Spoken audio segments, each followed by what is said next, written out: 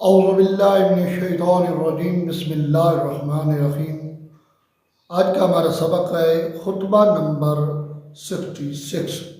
مولا امیر کائنات علی ابن ابی طالب علیہ السلام نے یہ خطبہ محمد ابن ابی بکر کی شہادت کے موقع پر فرمایا۔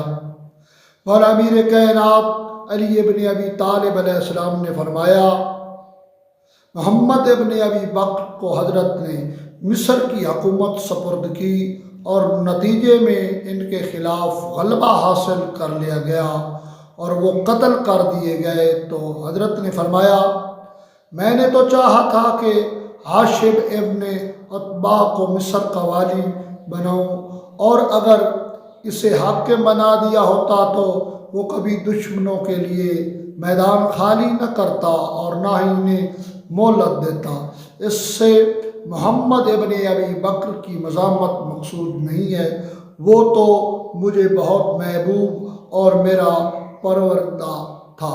اللہم صلی علی محمد و آل محمد۔